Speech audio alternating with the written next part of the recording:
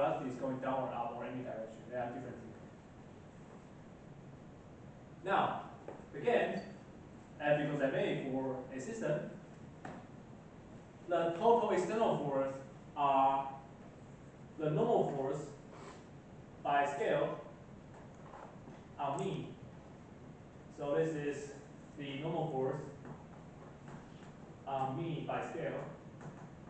I want to do it because later on you'll see that this force has a Newton's third law there, because it comes from the interaction of particles and force always appear in pairs.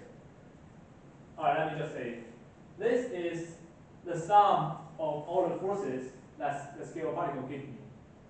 Similarly, my feed particle will give the scalar particle some force. And each pair of them is equal and opposite, so the sum of them will also be equal and opposite. The scale will get a normal force, that is normal force on scale by me.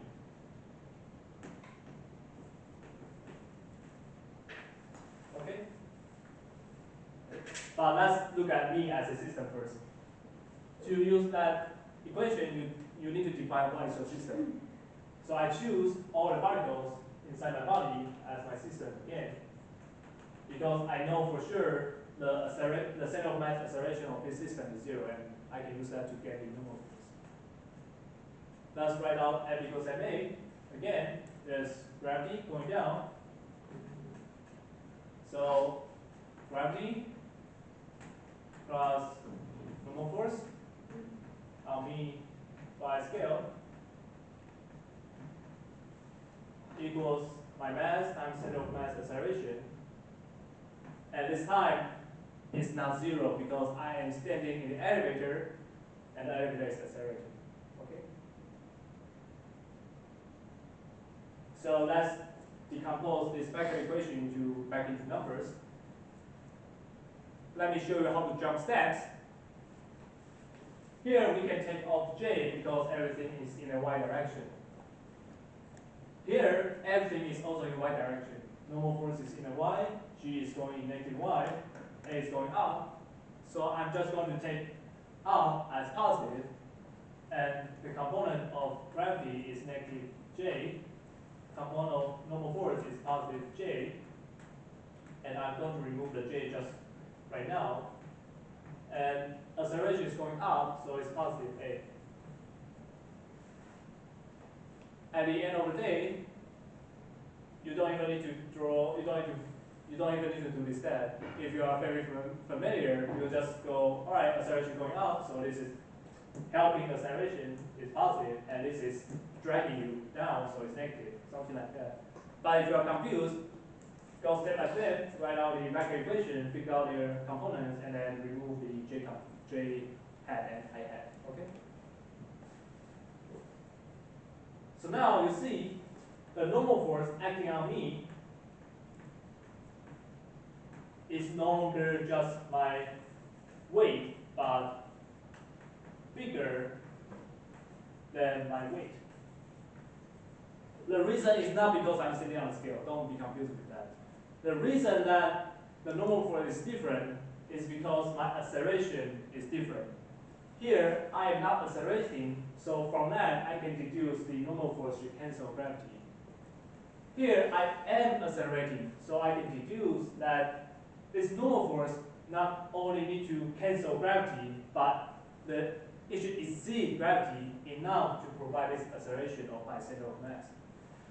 So, normal force is not the weight of your body. It will not equal the weight of your body. You need to calculate it from the given acceleration. Okay? Now, any question?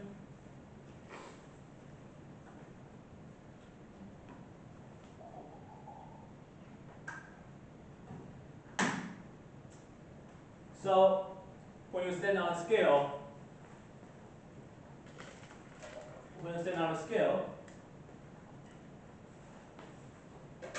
the scale will have some reading. What exactly is this reading? This reading is the normal force that your feet applies to the scale.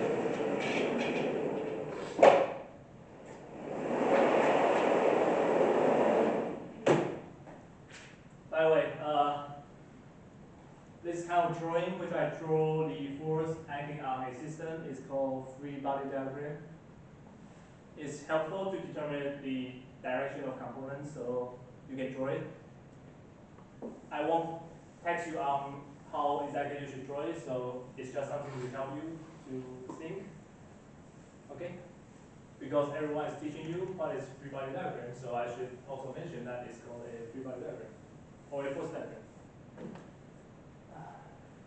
So, when you are standing on a scale, what a scale is reading is the normal force that your feet acting on the scale.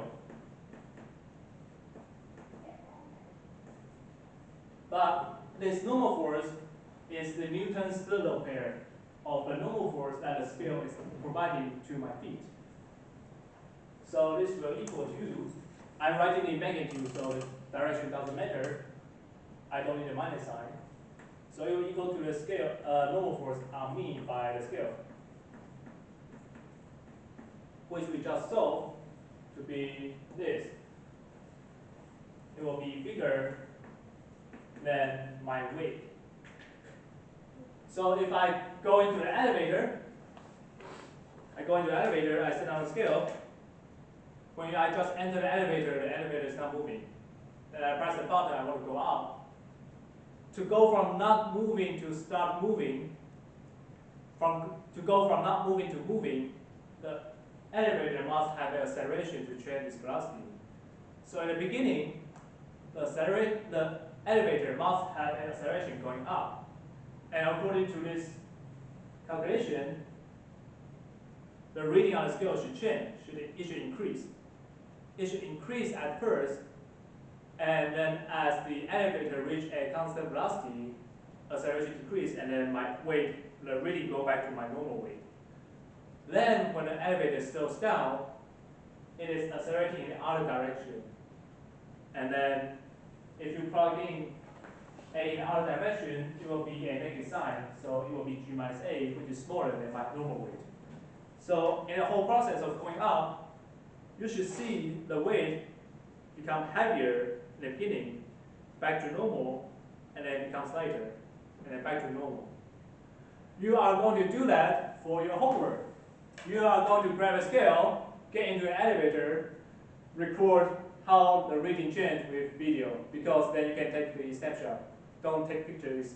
Just take a video and then do a snapshot of your weight being heavier, normal, and lighter. If you do not have a scale, come to my office. I will lend you my scale, and you can do that in the physics building elevator. Okay?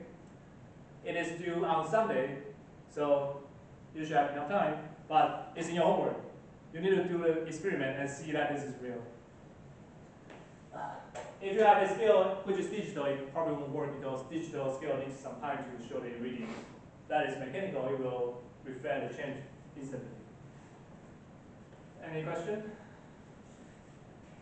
Yeah, Pablo. So you're basically going from, like, you're changing your base standard, then once you change the acceleration, then your weight goes up, and then you reach a inertial reference frame? The elevator will reach a constant velocity because it doesn't need to keep accelerating. Once it starts moving, it will just keep moving up until it reaches the floor you want, and it will stop decelerating. Okay. Yeah. So accelerate, keep moving, decelerate. That's the process of elevator going up. And you'll see your weight changing according to that.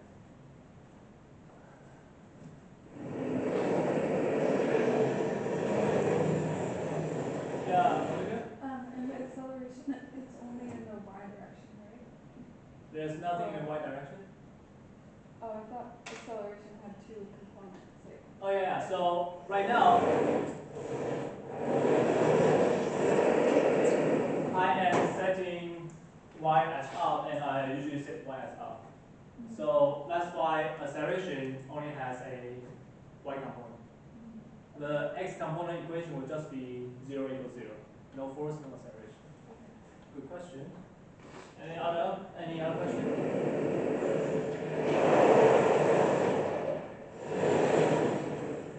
And if you you don't want me to know your weight, just ask your friend to sit on the scale or something other.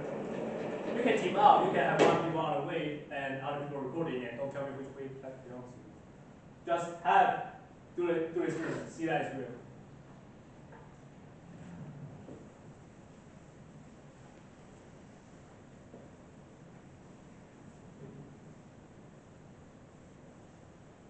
Next, we talk about friction, which is defined to be the horizontal component of the force that the floor gives you. The floor can give you force in, we don't know which direction, but we just decompose it into normal and tangent and call it tangent one friction. Now, friction behaves differently if the thing is sliding or not. When the thing is not sliding, let's say I am pushing the box. I apply a force to the block. This force comes from interaction between my hand and the block, but the sum of them on the block is this F.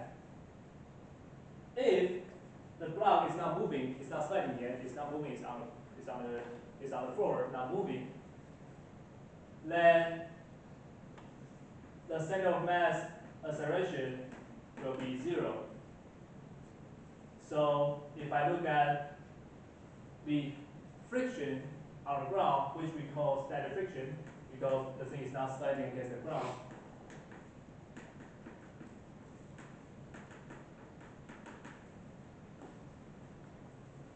again, we don't know how to compute the static friction based on the interaction of the particle. But if I give you the acceleration, which right now is 0, you should be able to get the static friction from F equals ma. In this case, the force will be in the x direction if I set my coordinate system like this. So F equals ma, total force is the force I apply to the thing, and static friction, there will be normal force, but it doesn't matter for the friction. Let's just write it out for completeness.